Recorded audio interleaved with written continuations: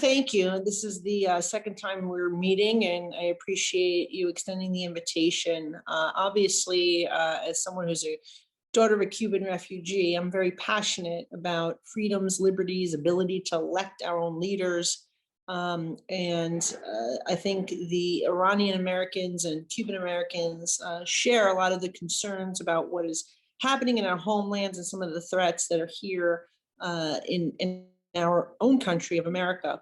And so, it gives me great pride to join you once again and be able to talk about various issues. When we last met, I don't think I was yet sworn in. And so I'm proud to say that now I'm a member of the Foreign Affairs Committee, which is fantastic, I think, for the concerns of your community and being able to ensure that we hold the Biden administration accountable, that we push back on attempts to give concessions toward the Iranian regime, and we use our ability as Congress to oversee what the president is doing in terms of foreign relations. I was deeply disturbed to see the concessions that have already been lifted, a number of sanctions lifted, particularly whether it be government officials or oil executives. These are concerns that I and other members of the Foreign Affairs Committee have. This past Saturday, with the election of someone who is a puppet of the Ayatollah, someone who is a human rights violator, this is something that I think we need to be very clear and unequivocal about. I've already issued a statement earlier, but certainly this is something when we have an opportunity to interact with Secretary Blinken, that we will be bringing up these concerns. We could talk more about that further. I'm sure that'll come up in some of your questions. But I think that overall, we have an opportunity here to work together.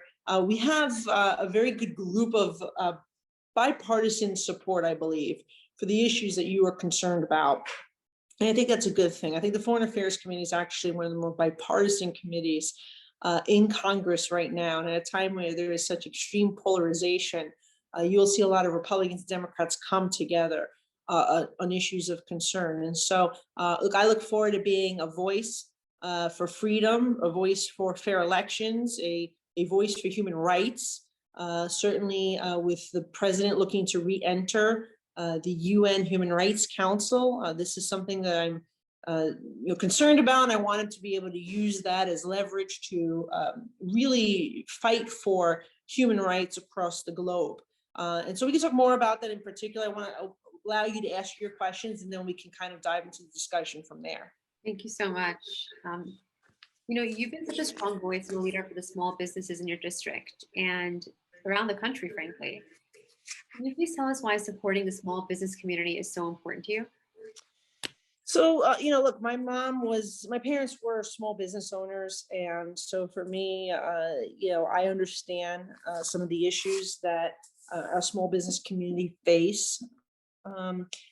It's particularly now, following this pandemic, it has been really hard for our businesses to recover. And I think that, government's responsibility is to create an environment where businesses can grow and flourish and expand and create jobs and get out of the way.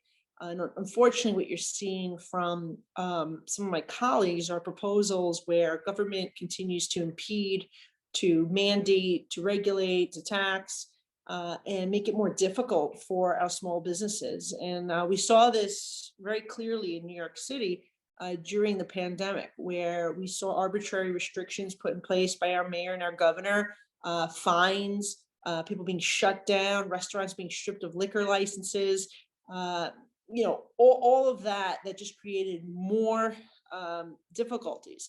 So I think for me, my approach has always been, government should create an environment for small businesses to thrive and then just get out of the way. And that is what I continue to push for whenever we're debating policy or debating taxes or debating programs that government thinks they know how to spend your money better than you do. That is what I kind of go back to those key points and make those arguments. And so I'm a true believer of, in order for government to expand and create jobs, you have to let them keep more of their money, okay, to be able to reinvest and expand. And that's something that's a very true principle, particularly now when we look at the president looking to increase corporate tax rates. That's something that we need to stick to.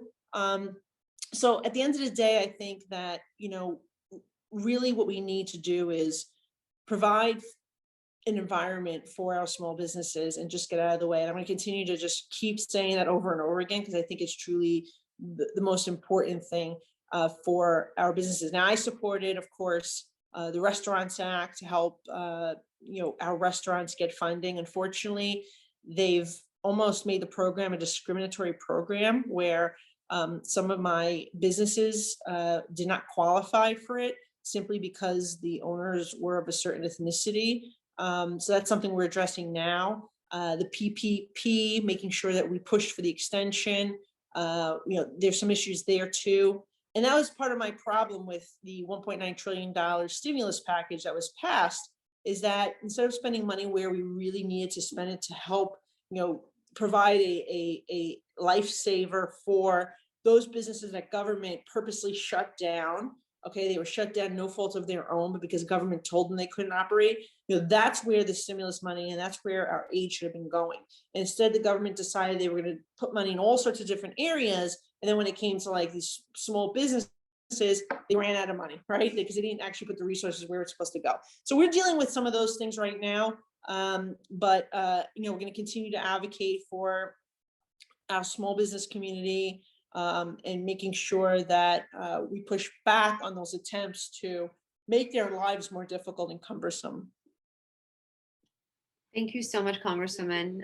Absolutely. For our next question, let's talk a little bit about your committee assignments. You're on the House Transportation and Infrastructure Committee and the House Committee on Foreign Affairs. Can you please tell us a little bit more about your focus? What is your central focus, essentially? What is the current focus of the House Foreign Affairs Committee? Sure. Well, I'm really excited about my committee assignments. So in addition to being on the Foreign Affairs Committee, I'm also on the ranking member of a subcommittee that deals specifically with international development, meaning our membership in international organizations like WHO and NATO and United Nations, and then also foreign aid. So it's a really, really great committee. And I think that in this committee, we're able to really push back on the administration. Particularly, we don't want to see deals where we are making concessions and not getting anything in return. I'm very concerned about what the president has done related to the Paris Accord, re-entry into the Paris Accord without ensuring that there were level playing fields for China and India. Completely puts America at a disadvantage. Re-entering WHO without demanding a full investigation and accountability and determining what the origins of the virus were and how we as a global community can hold those responsible accountable. Re-entering the United Nations Human Rights Council without pushing back on the fact that there are some of the worst human rights violators, China, Russia, Cuba, Venezuela.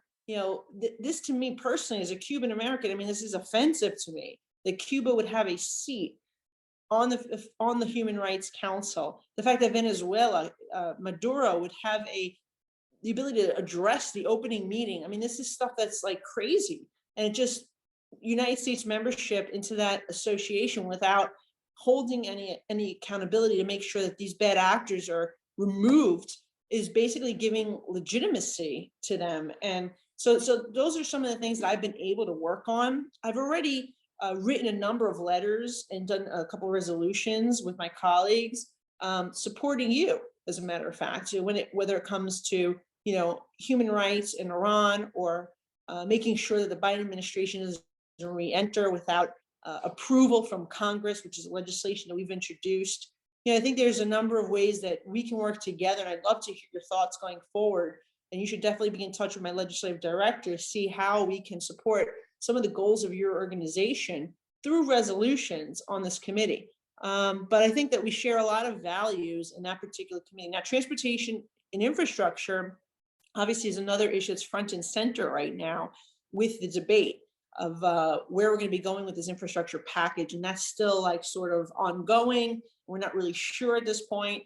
But I think it's, for me in particular, from New York City, where we have aging infrastructure, it's a critically important committee. But I can say that in general, the Republican Party wants to focus on true infrastructure, roads, bridges, tunnels, ports, airports, our waterways, our water systems, broadband. Like that's where we think this funding should be going. We don't believe that, Medicaid expansion is considered infrastructure. So there's a little bit of disagreement there between our colleagues on the other side of the aisle, but at the end of the day, we're advocating for what I think most Americans would consider true infrastructure. Absolutely. Thank you so much. Now let's shift to some domestic policy issues. During the 2020 campaign cycle, of course, law enforcement was a major issue throughout the country. Can you please tell us a little bit more about your record as it relates to supporting law enforcement? Sure. Well, this is a big issue for me, and it was one of my major points that I made during my campaign.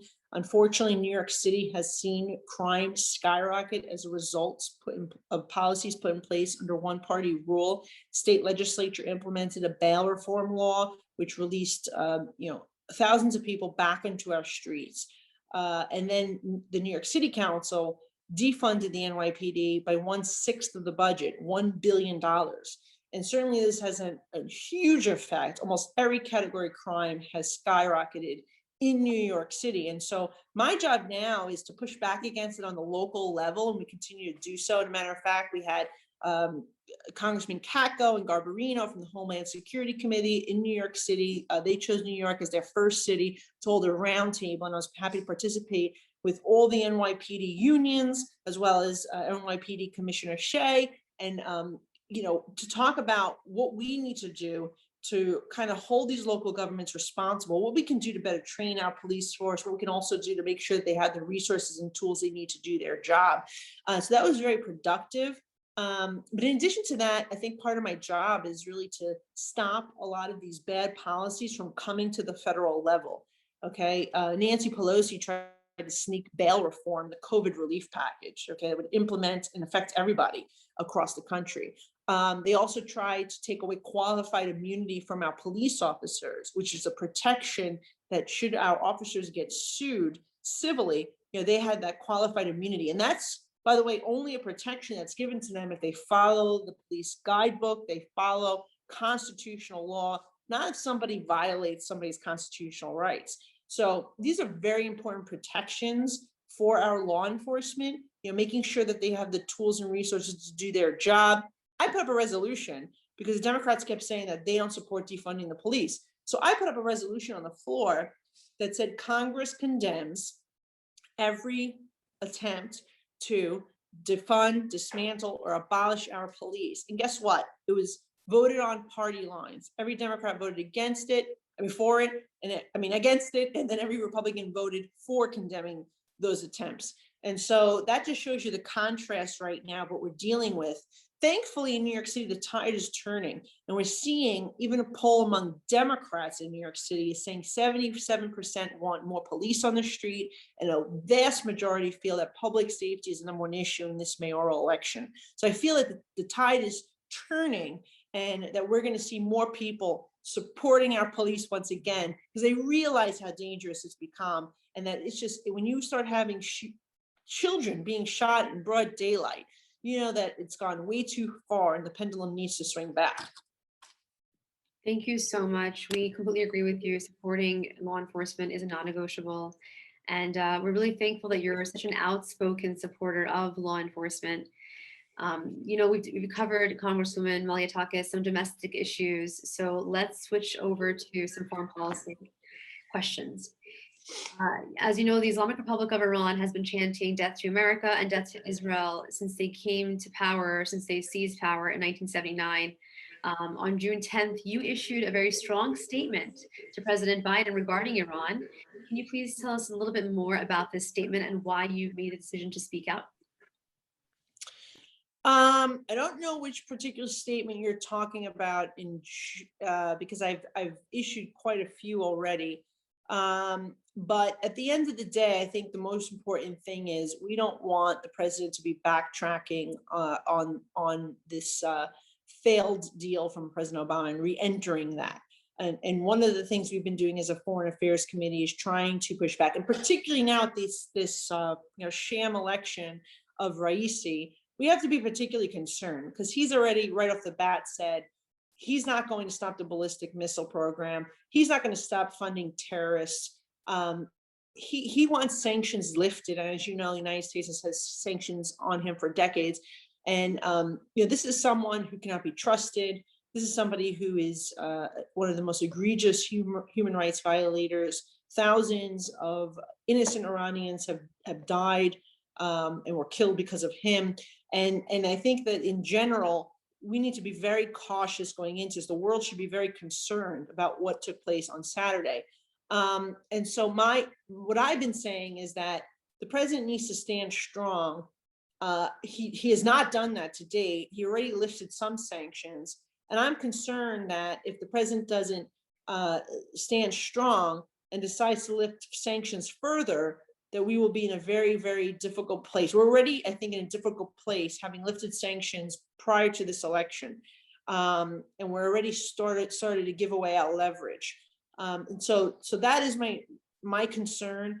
I think that, we have not met the Foreign Affairs Committee since Saturday's election. We'll be meeting later this week, I'm sure, and we can further discuss this. But I think this is something very serious where we all need to take a bipartisan stand against, kowtowing to his demands. Thank you so much. For our next question, I wanted to keep it on the current presidential administration. Again, as you know, the world leaders are currently in Vienna having discussions related to the JCPOA. The Iranian regime has stated that they will not entertain any conversations, as you pointed out, with the Biden administration, unless the US removes all economic sanctions and re-enters the JCPOA with no conditions placed on the Iranian regime, right? President Biden has recently lifted some of the sanctions on the regime. What do you think about the JCPOA? I mean, should we be negotiating with this Iranian regime?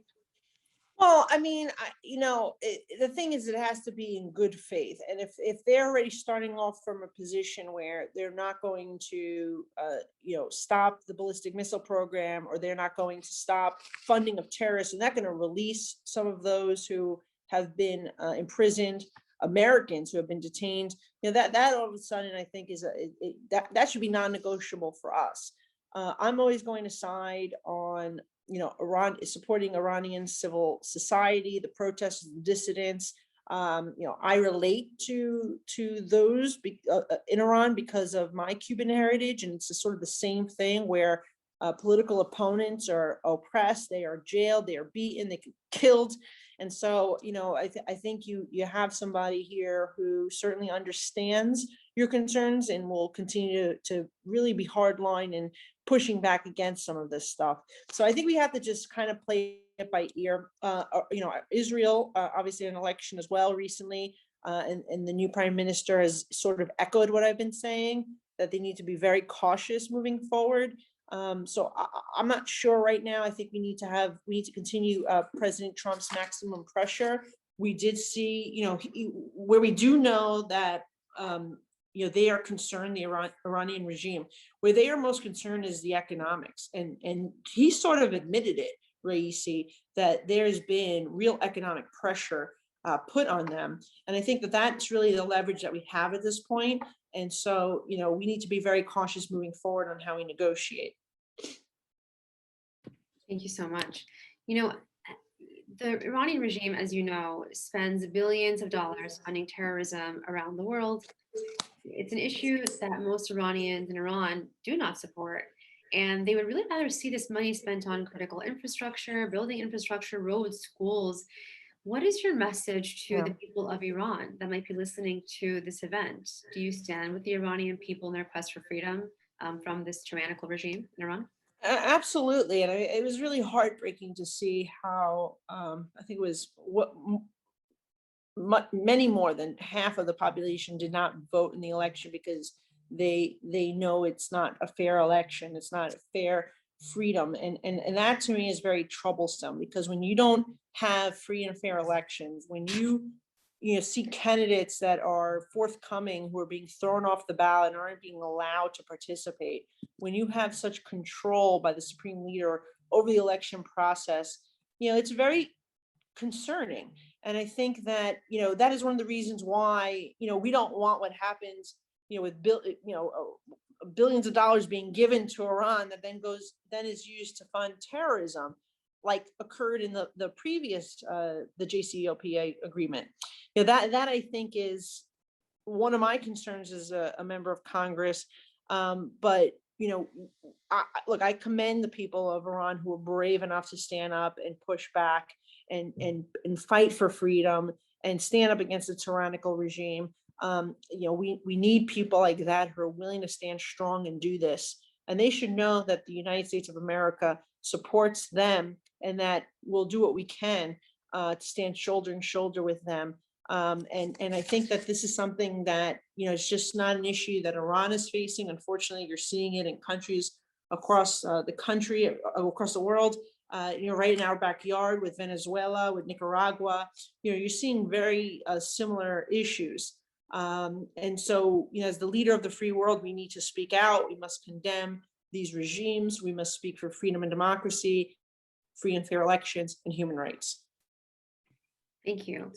Yeah, I want to switch now. I want to turn the focus a little bit to one of your colleagues in the House Foreign Affairs Committee, Representative Ilhan Omar. On June 11th, just 11 days ago, you led a letter to Speaker Pelosi calling for the removal of Representative Omar from this committee. Has Speaker Pelosi responded to your letter? So she has not responded to the letter, and not surprisingly, but look, we cannot allow the speaker to have a double standard, and that is what we're seeing. I voted for the removal of one of my colleagues on my side of the aisle because I felt that the rhetoric that she was speaking, her distortion of historical events, did not make her an appropriate match for the Education Committee.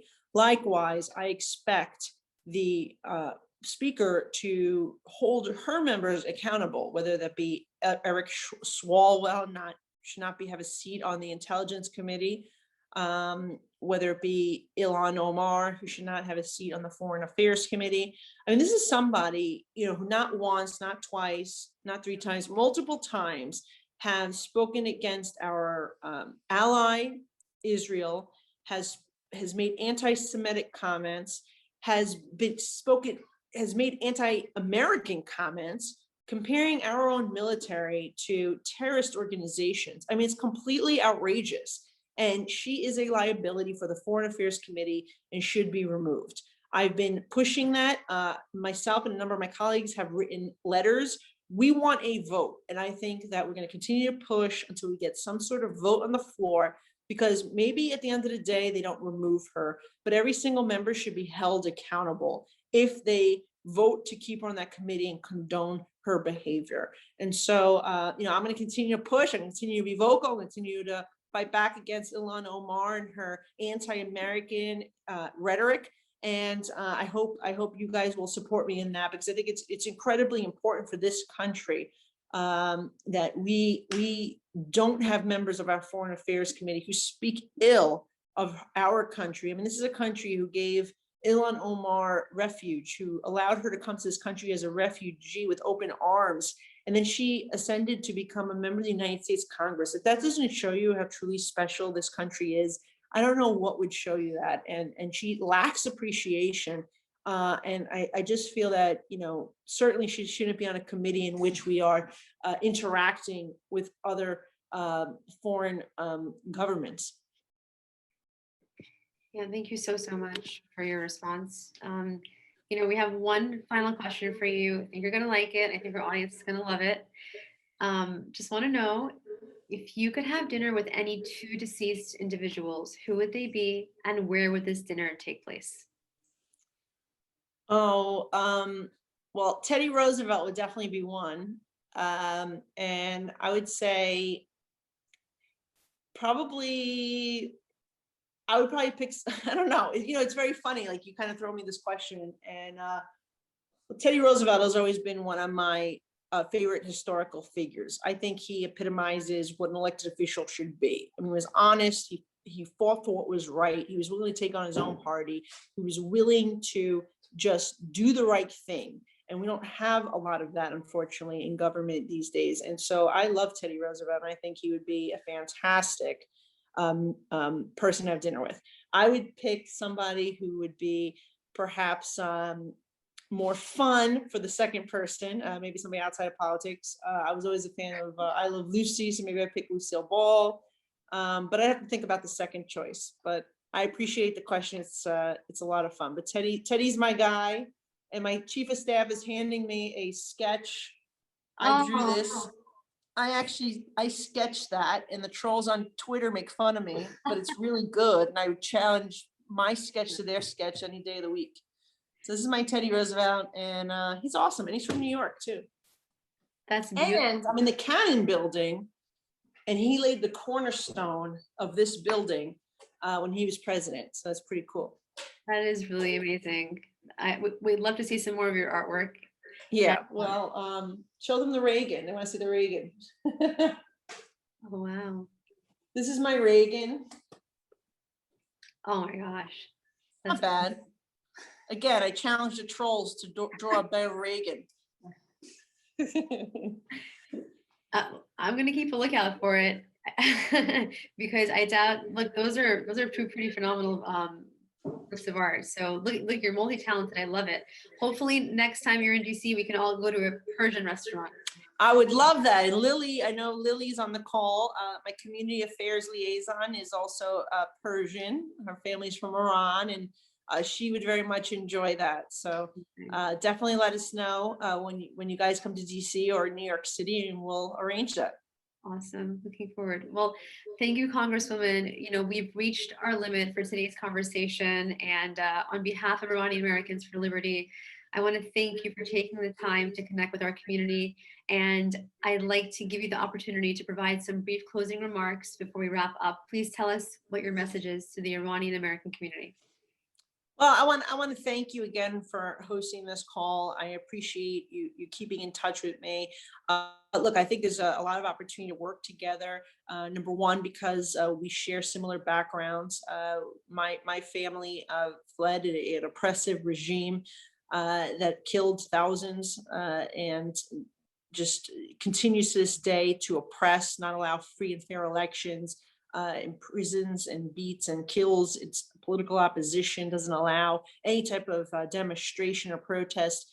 And you know, without me saying it, you wouldn't know whether I was talking about Iran or Cuba.